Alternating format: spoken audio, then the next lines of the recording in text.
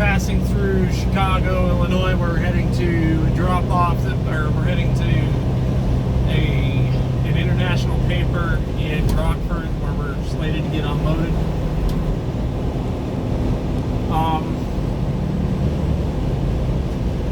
It's been a minute since I last did this whole vlogging thing, so you're gonna have to give me, you're gonna have to work with me here while I get reaccustomed with the art form of filming. I'm mainly capturing this for posterity's sake because I've been having a lot of close calls recently, and I want some footage that's in my control to prove my innocence if a four-wheeler does some stupid shit. And also because that way you can understand why we all fucking hate driving through these big cities so much. Unfortunately, I don't have much of a choice for a combination of factors, and I'm a company driver, and also the fact that, well, my employer is based in the area, so regular trips into the Chicago metropolitan are unavoidable. On that note, I'm going to go ahead and keep the commentary to a minimum, and just keep on rolling.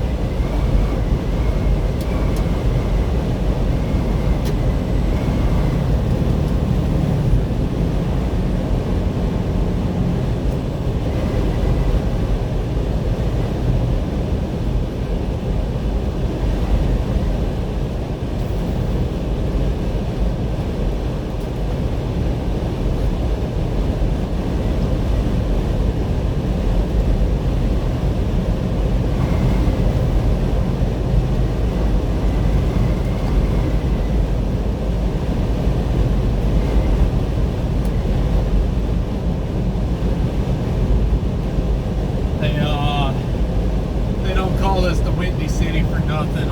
Any of my viewers that are living in this area know exactly what I'm talking about. I have 42 in the box. I'm still getting bullied around pretty good by these bits. It doesn't look like it from your perspective because I'm actually pretty good at mitigating that factor, but it is still a factor that needs to be considered.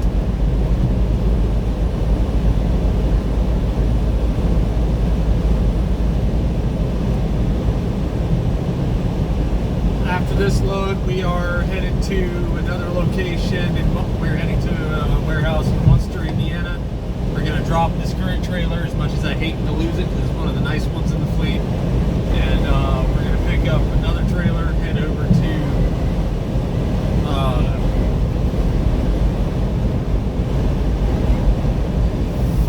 memory's failing me. We're going to head over to Omaha, Nebraska, and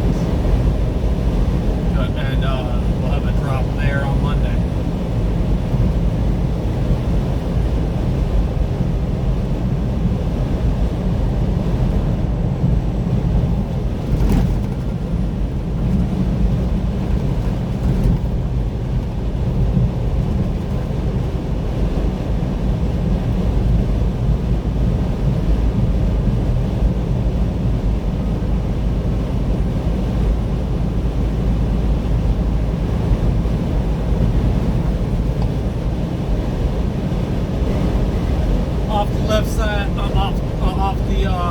Left side of the interstate, and a ways from there we have Chicago OHare International Airport. Not a great experience flying in and out of there, and honestly, even laying over there was less than enjoyable. God forbid you have to pick up food in that AO, because Chicago classifies its airports as their own tax districts. Fun fact. So I was doing the math the last time I came through here and actually picked up food. So this intel is a few years out of date. I guarantee it's changed for the worse though. But at the time they were a 12.5% sales tax rate to pick up food specifically in the airport. I don't know what it is in the rest of the city. I generally try to keep my shopping in this area to a minimum.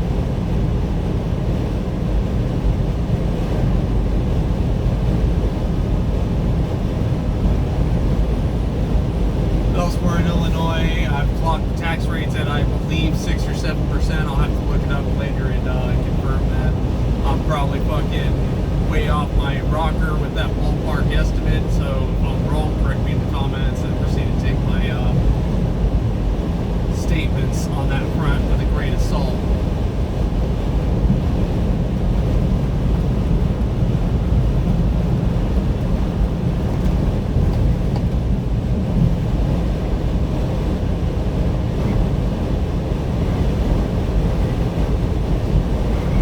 Got a little bit of a late start today.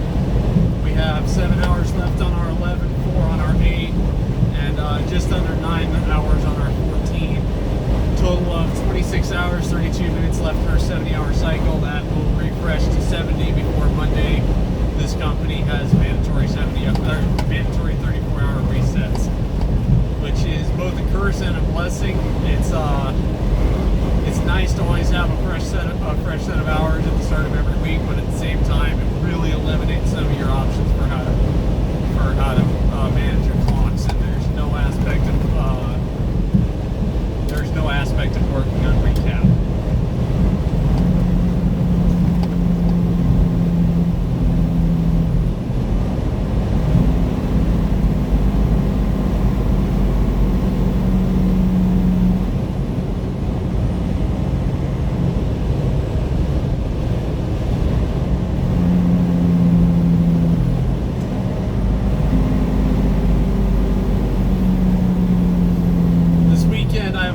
Mandatory training to get done on the computer, but I think after that I'll go ahead and start filming the first part of the whole Hours of Service for Dummies series.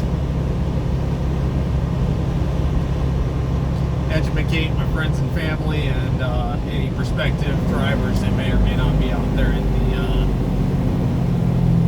audience. We talk about Hours of Service like it's some kind of black magic forkery, but in actuality it's pretty simple, and with the ELD mandate it's almost impossible to enter violation unless you willfully ignore what the computer's telling you.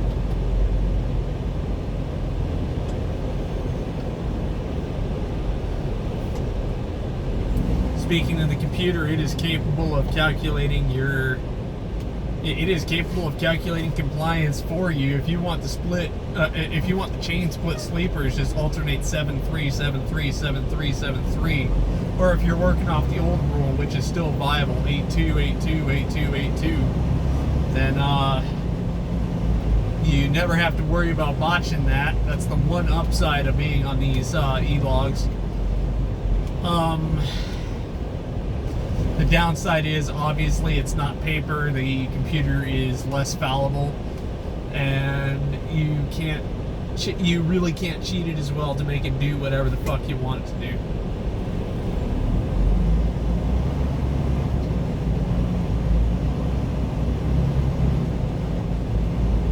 I have to give props to the city of Chicago where they're due. On screen now you can see a series of lane control lights, and it's not working the way that it does in your it's not working the way that your driver's education manual says it should. But then again, these roads don't have the correct lane markings. What Chicago is doing, though, what the Illinois Department of Transportation. Hang on a second.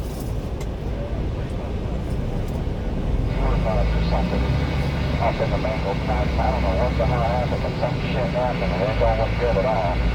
Hey, westbound, be advised, you got a bear flying up the right shoulder.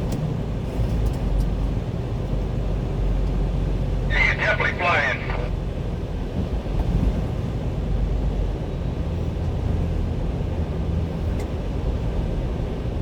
Yeah, the accident's right at about 71-ish going westbound.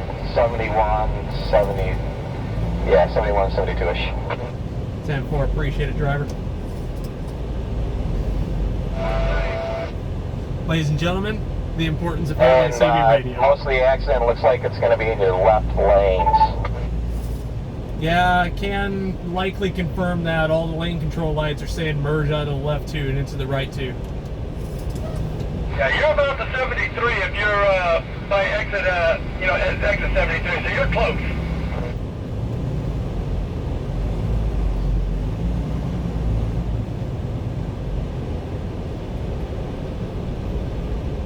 Ladies and gentlemen, today's surprise lesson that I can't remember if I've expressed on the channel before. You should definitely have a CB radio and a really good antenna. Not that stock shit, that, especially with these Freightliners, not that stock shit that's put on. Just stay where you're at for now. You got a little ways to go.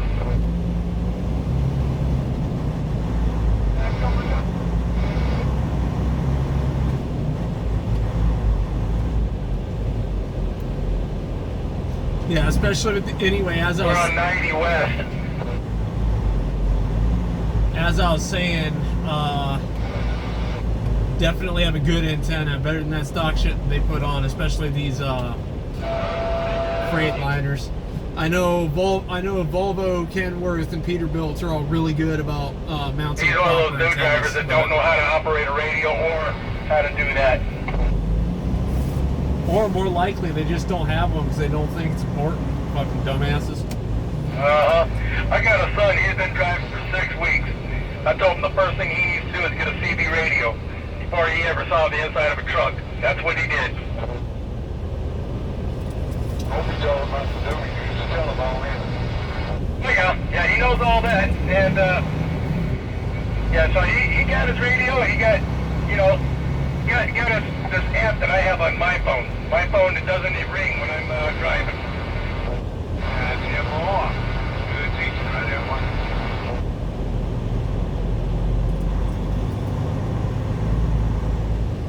Hey, eastbound right about, looks like 72-ish. You got a bear flying up your side as well. Correction, eastbound. He's getting on off ramp so he can get on the other side. But watch out, you got a bunch of rubbernecks slowing eastbound down. That bear, he's coming back around. And I think he's going to come back and get on over here.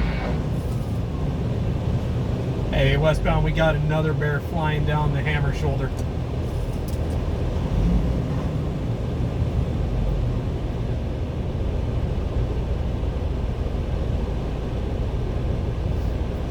Yeah, he flew up pretty quick, too. Yeah, when they have this many bears and this many fire trucks, it's never good. Something happened to the car, I'm pretty sure of that. Car overturned and cut somebody out, and the passenger bus was caught on fire. Damn, I saw a lot of shit when I was towing, but this is still one of the bad ones.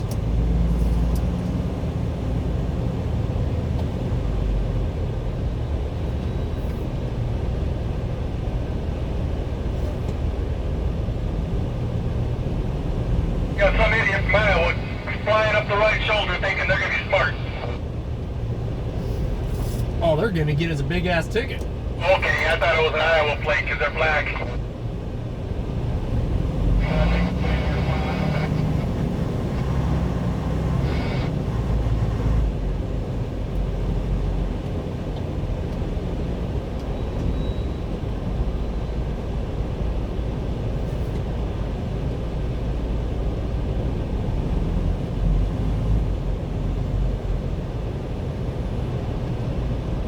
Ladies and gentlemen, you heard it from the other gentleman on the other end of the CB here, for yourself.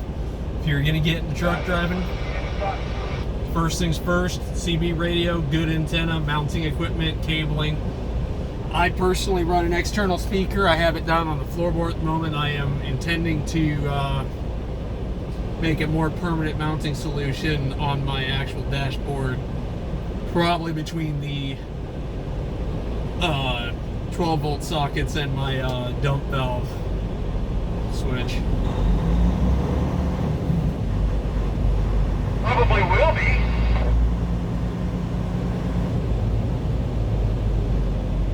I thought I could see the accident a while back, but I guess I can't. I think I just saw lights that were still on the way up.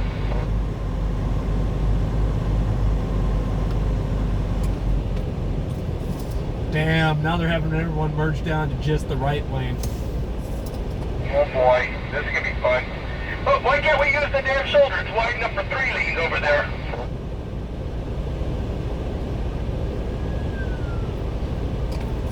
Right? Hey, westbound, 2 more bears flying up the left shoulder.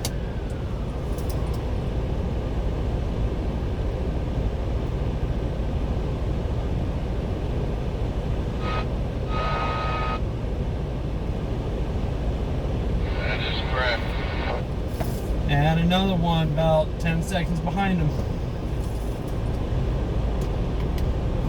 This one's unmarked.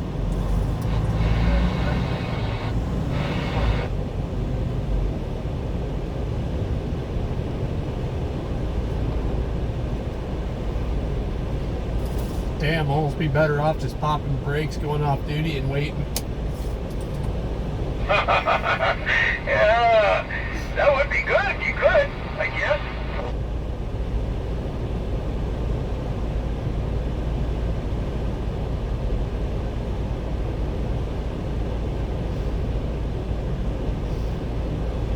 I remember those days. Every day. Take a 3-hour nap, traffic probably still hasn't cleared up.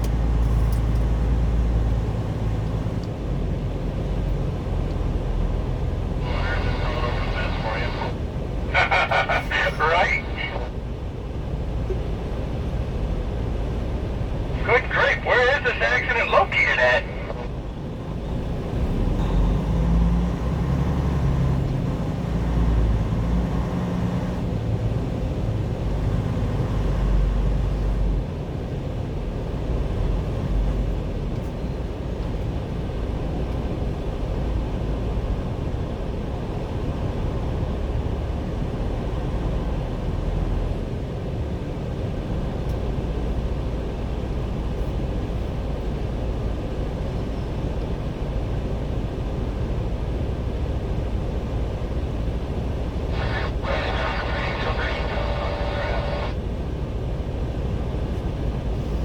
Oh, it is 90 degrees, but just not here. Hey, it's 5 o'clock somewhere, you know?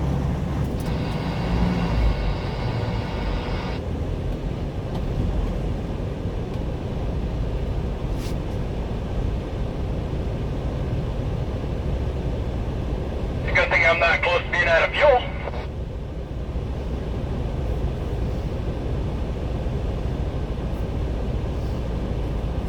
That's the point where you really do pull over, go off duty, pop brakes, and just shut her off. Uh-huh, that's right.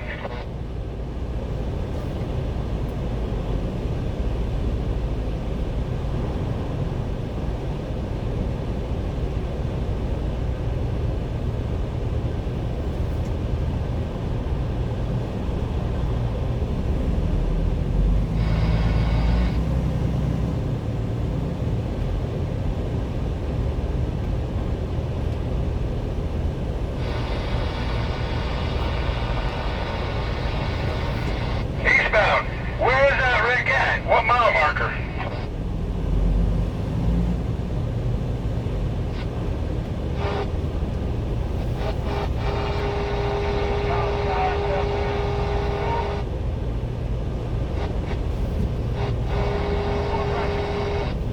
All right, 72 1/4.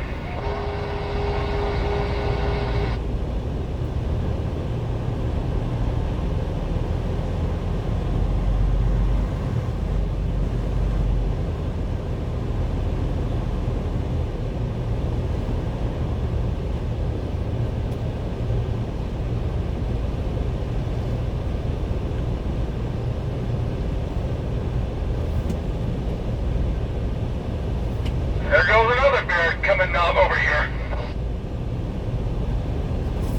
They're probably going to shut down the whole damn interstate, aren't they? It sure sounds like it, don't it?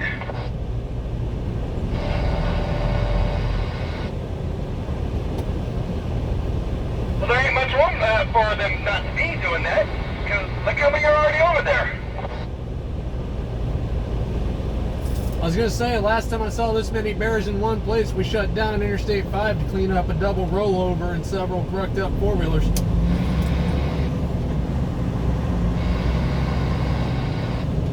I haven't seen Interstate 5 in probably 16, 17 years. I see it every couple months. I get to go home. I used to live out there, but not anymore. Only thing keeping me there is the lack of an income tax. Well, you're not in California then. No, sir, Washington. Yeah. I've got friends that live up that way, but no, I haven't been out there in a long time.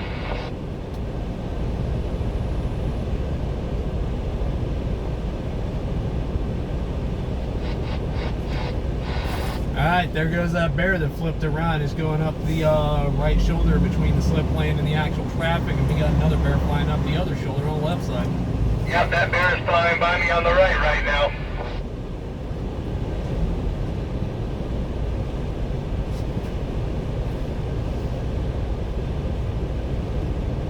There goes the other one.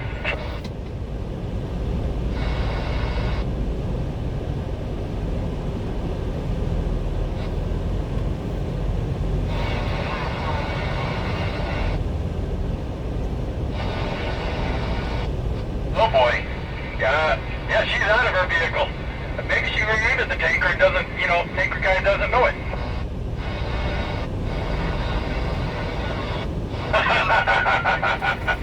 Yep.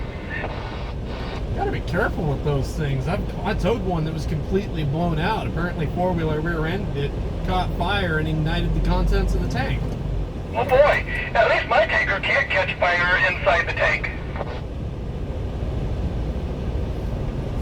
Those CAG guys, I swear I couldn't get a story out of them, and I wanted one to tell so bad. Oh yeah, no, my tanker's a giant fire extinguisher, so that's what it is. It takes all the oxygen out. Okay, they're rolling, but they're not gonna stay there. Apparently they're just gonna exchange information somewhere else. Hallelujah.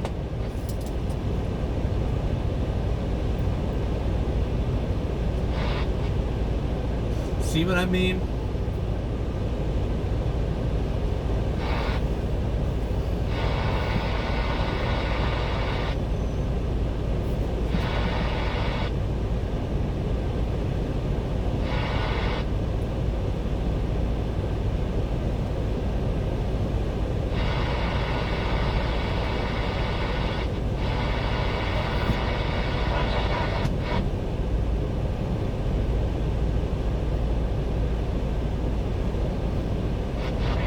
Sounds good to me. But I think we're in the same lane.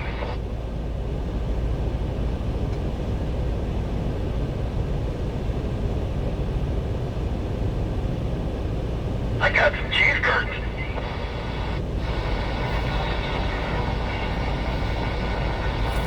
Oh yeah, I got cheese curds and some jalapeno sausage. Oh damn, that sounds so good right now. Oh, together they're awesome.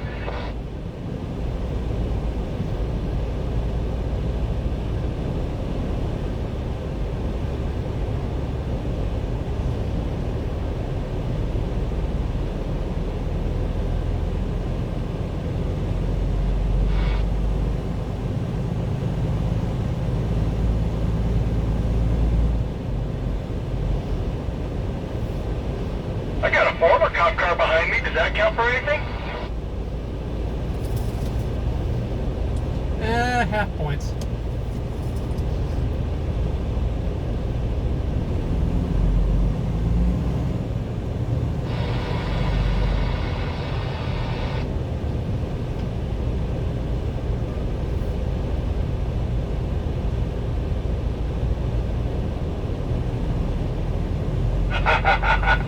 That would be interesting.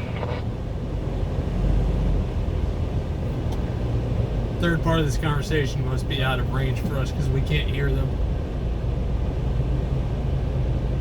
Welcome to CB Radio. Signal gets stronger the closer in proximity you are to the person you're talking to.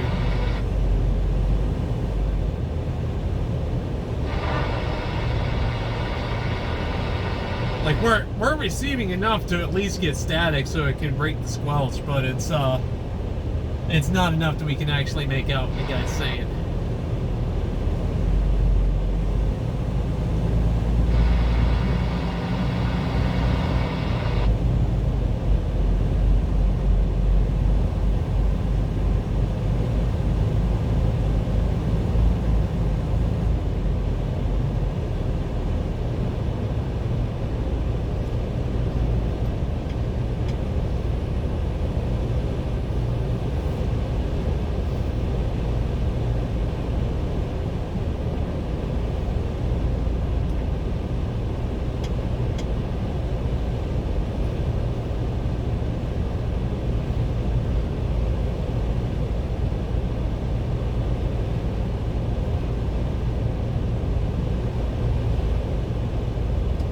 If these bears are smart, they'll have somebody staged nearby to pick up all these assholes that are driving down the shoulder, really pad their revenues. Yeah, no kidding. They could really pad it. All without harassing all of us professional drivers as well. They're not done in the right lane, so they kind of clear over on through the get-on ramp and up that shoulder they go.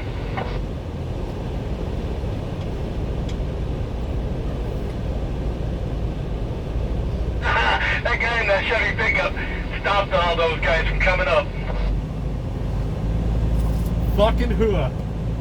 That guy is pretty good.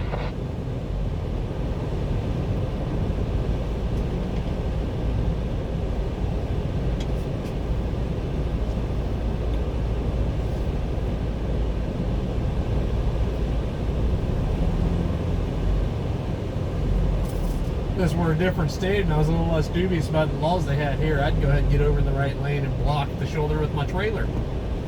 This thing will give you a ticket for impeding traffic, though.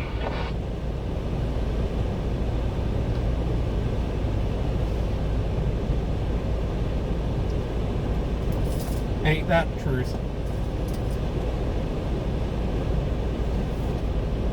Yeah, I think it does until you get to the 53, I think. You know, the 290 exit.